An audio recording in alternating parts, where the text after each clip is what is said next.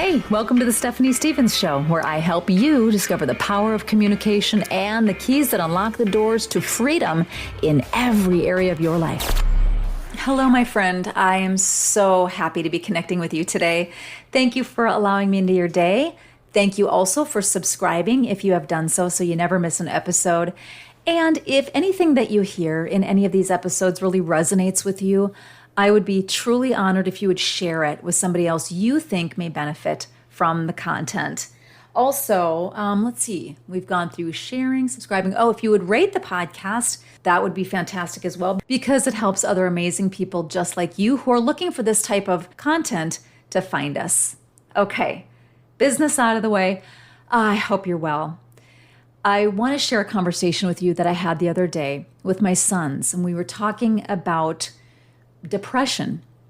And there was a period in time which I will unpack for you, probably over the course of a series. And it is about my journey with anxiety and coexisting depression. So for a period of time, shortly after my second son was diagnosed with autism, I was diagnosed with, let me see if I can get this right. So we had generalized anxiety, panic disorder, and coexisting depression. Now, how is that for the trifecta? Okay, so I am going to go into detail about those incidents, the incidents that led to that, and then my journey through all of that. I'll go through that in a series. But today I just want to talk to you about one thing, and that is the concept of getting through, quote, in air quotes, getting through today. So in this conversation I was having with my sons, we were talking about sort of family dynamics and the history in our family and in many families, frankly, for things like anxiety and depression. It's more rampant today than ever before in the history of history. Why? So we were kind of talking about the variables. What does it have to do with? Is it connected to the digital age? Is it connected to the consumption of content on any and every digital platform you can think of?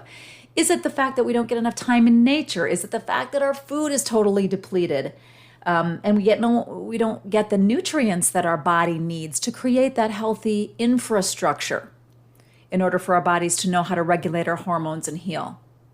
And the answer we came up with was yes. Yes. Yes to all. But as we were talking about what happens when people go through cycles of, for example, anxiety or depression, we were talking about what it's like to not feel like yourself. And I recall a period of time where I would say to myself and those I felt safe with, I just want to feel like myself. I just want to feel normal. I just want to feel like a person. I don't want to be consumed by looped thoughts all the time. I need to get out of this. When is this going to go away? You know, I even remember waking up in the morning, and for that period of time, which was, by the way, on and off for years, really, I remember waking up and as soon as I would open my eyes in the morning, I would still be laying in bed and I would open my eyes and I would check to see if that monster of anxiety was sitting next to my bed. In other words, was that feeling still there? Was I going to wake up and feel normal that day?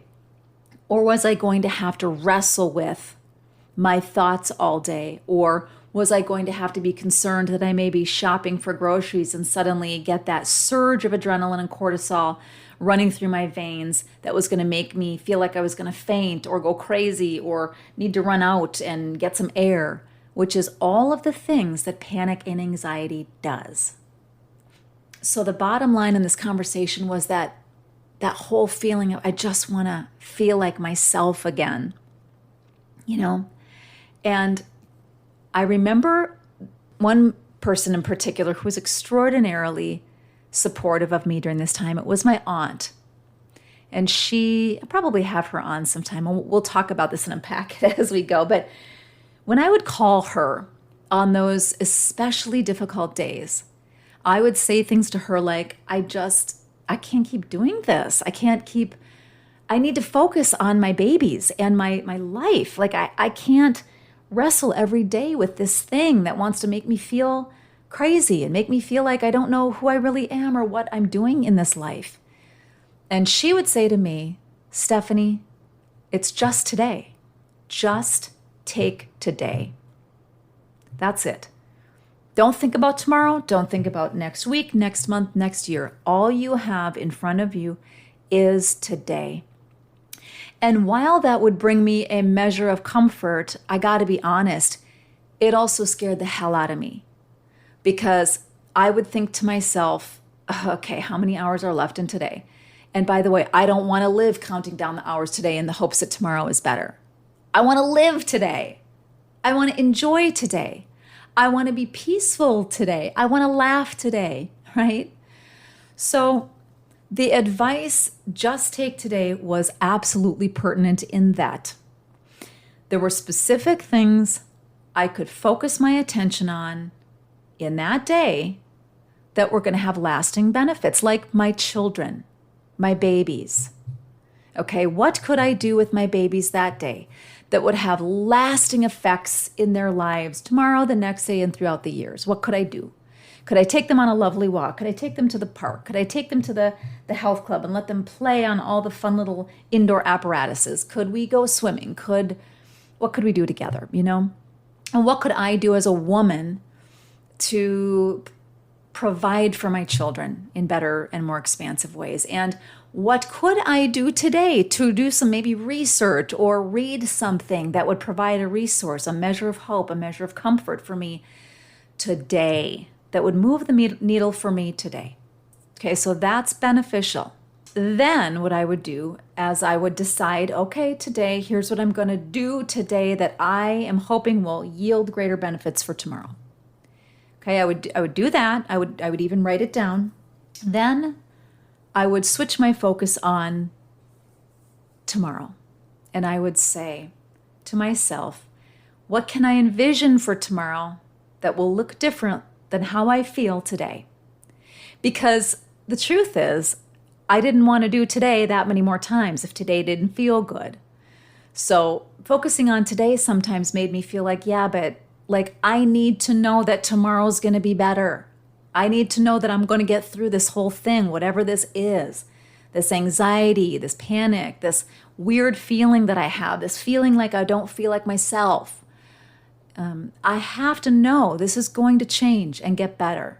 So I have to take today and put some things in front of me today that are purposeful and productive. But I also have to know and focus on tomorrow, because tomorrow has to look better.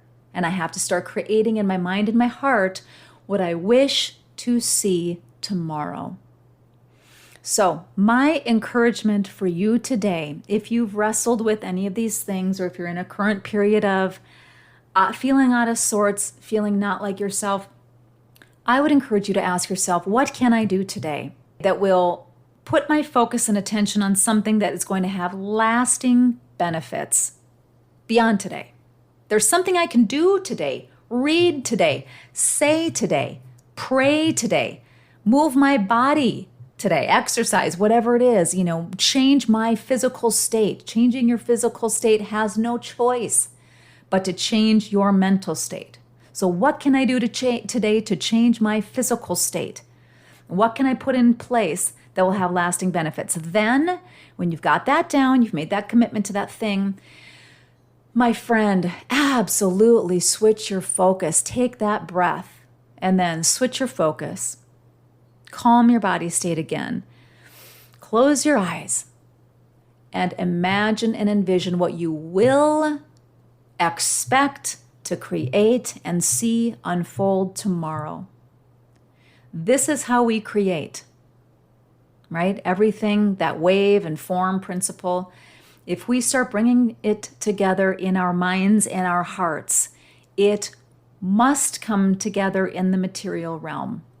Think about it. How is anything created? How is the desk you're sitting at, or the pavement you're walking on as you listen with your earbuds? How is any of that created? Somebody had an idea in their mind first. Then they put it to paper. They gave voice to it somehow. Then the pieces began to come together to put it into material form in this dimension. So, pick something you can do today to move the needle for yourself, and then switch that focus for a few minutes, even just a few minutes. 5 minutes is all it takes to quiet yourself. Take those deep breaths, a cycle of 5 or 10 deep breaths, in through the nose, out through the mouth. Settle that body down and envision and create what your tomorrow will look like. Thank you again for sharing time with me today, and I cannot wait to connect with you on the next episode.